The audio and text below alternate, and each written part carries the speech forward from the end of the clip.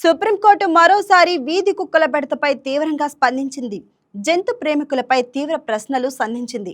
మీకు కుక్కల పట్ల మాత్రమే కరుణ ఉందా, మనుషుల పట్ల లేదా అని కోర్టు ప్రశ్నించింది. వీధి కుక్కల దాడుల వల్ల చిన్నపిల్లలు, వృద్ధులు మృతి చెందుతుంటే బాధ్యత లేదా?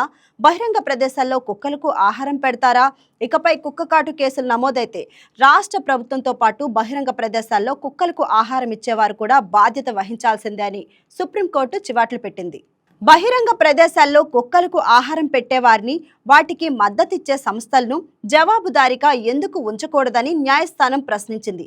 ప్రతి కుక్క కాటుకు మరణం లేదా తీవ్రంగా గాయపడితే రాష్ట్ర ప్రభుత్వంతో పాటు ఆయా సంస్థలు బాధ్యత వహించాల్సిందేనని హెచ్చరించింది. ఈ సమస్యను పరిష్కరించే విషయంలో రాష్ట్ర ప్రభుత్వం విఫలమైతే మాత్రం భారీ జరిమానా ఉంటుందని వార్నింగ్ ఇచ్చింది. గతేడాది నవంబర్ 7న కూడా సుప్రీంకోర్టు కీలక ఆదేశాలిచ్చింది. విద్యా సంస్థలు, ఆసుపత్రులు, రైల్వే స్టేషన్లు సహా ఇతర పరిసర ప్రాంతాల్లో వీధి కుక్కలు లేకుండా వాటిని షెల్టర్లకు తరలించాలని సుప్రీంకోర్టు తీర్పు ఇచ్చింది. అంతేకాకుండా గతేడాది జూలైలో కూడా ఇలాంటి కీలక ఆదేశాలిచ్చింది. వీధి కుక్కలకు ఆహారం పెట్టడానికి ప్రత్యేక దాన స్థలాన్ని ఏర్పాటు చేయాలని మున్సిపల్ అధికారులను కోర్టు ఆదేశించింది. Please subscribe to YK TV Network. Please subscribe to YK TV. Please watch YK News. Don't forget to subscribe YK News channel.